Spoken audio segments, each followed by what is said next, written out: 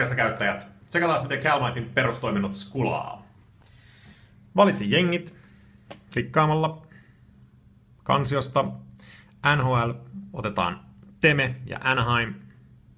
Otetaan Jääkiekkoliiton sarjoista, löytyy kaikki sarjat junnuista senioreihin. Otetaan liigasta kaikki ottelut näkyviin. Sen jälkeen mennään Salibandyyn, josta löytyy 60 000 pelaajan ottelut. Otetaan D2-pojat, aktivoidaan tosta ja palataan aikajanalle.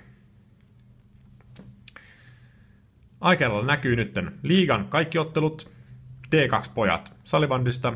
Ja jos mä haluan live-seurantaan, klikkaan tapahtumaa, joka vie minut suoraan Salibandyliiton live-seurantaan.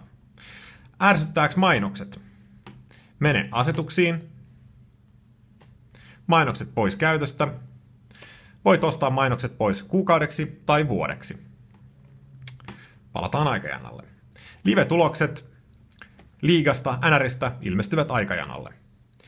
Haluan lisätä mun ottelut by Calmighty aloitusnäyttöön.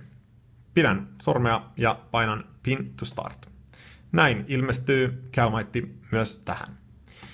Mutta haluan myös oman suosikkijoukkueeni tapahtumat ainoastaan näkyviin, joten menen tässä tapauksessa sun suosikit. Pidän pohjassa. Kiinnitä aloitusnäyttöön. AC-hakinottelut ilmestyvät tuohon. Näin perustoiminnot skulaa Calmightyssa. Thank you.